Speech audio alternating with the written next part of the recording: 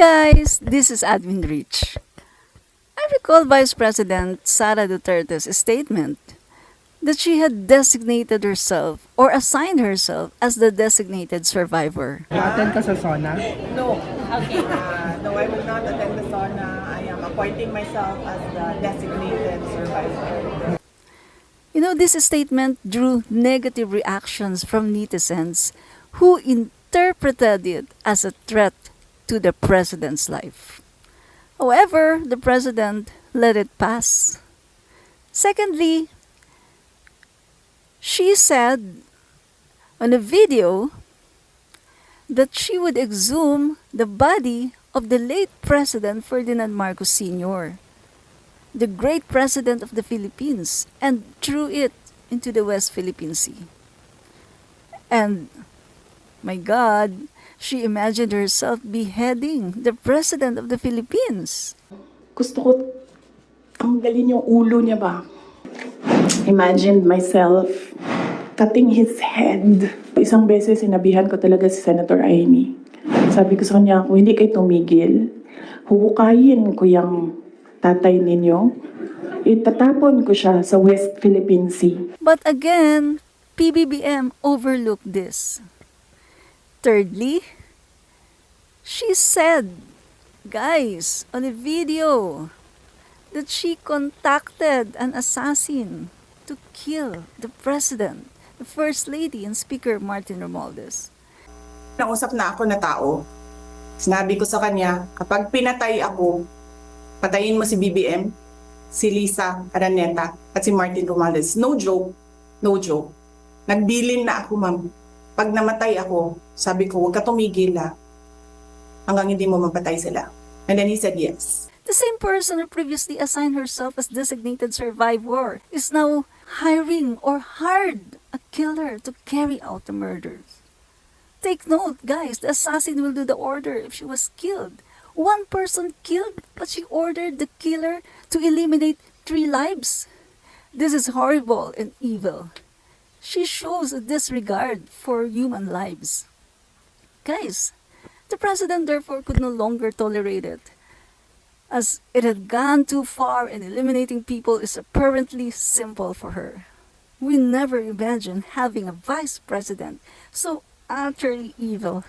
Such politicians should not be elected. If hiring or ordering the assassination of high-ranking officials is so easy for her, guys, what will happen to us, the poor?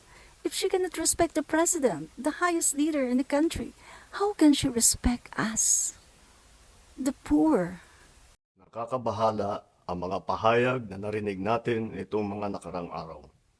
Nandyan ang walang pakundangang pagmumura at ang pagbabanta ng planong ipapatay ang ilan sa atin.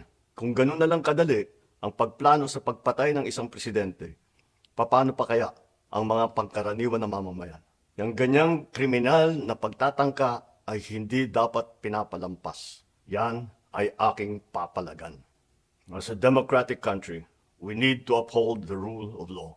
Ako, bilang pinuno ng Executive Department at lahat ng mga nanunungkulan sa pamahalaan ay may sinumpaang tungkulin na tutupdin at pangangalagaan ang konstitusyon at ang ating mga batas. Kaya hindi tama ang pagpigil sa mga halal ng bayan sa paghahanap ng katotohanan. Hindi na sanang hahantong sa ganitong drama kung sasakudin lamang ang mga lehitimong katanungan sa Senado at sa House of Representatives. Ang katotohanan ay hindi dapat itokhang. Tapos na sana ang usapang ito kung tutuparin lamang ang sinumpaang panata na bilang lingkod bayan ay magsabi ng totoo at hindi hahadlangan.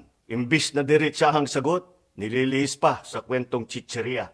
Hangad ko na matuldukan na itong mga pangyayaring ito sa parang matiwasay at magdadala sa atin sa katotohanan. 12 taon din ako nanungkulan sa magkaparehong kamara ng Kongreso.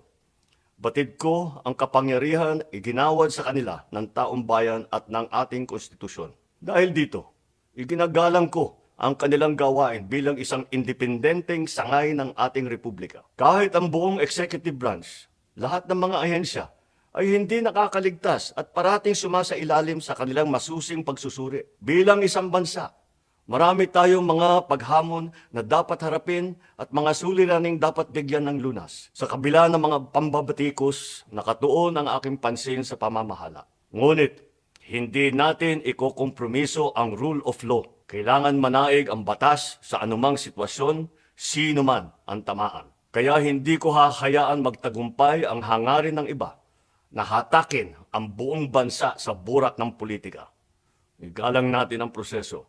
Tuparin natin ang batas. Alalahanin natin ang mandato na pinagkatiwala sa atin ng milyon-milyon na Pilipino. Magtrabaho po tayo sa ikauunlad ng Republika ng Pilipinas at para matamo ang bagong Pilipinas. Admin Rich, Komentarista.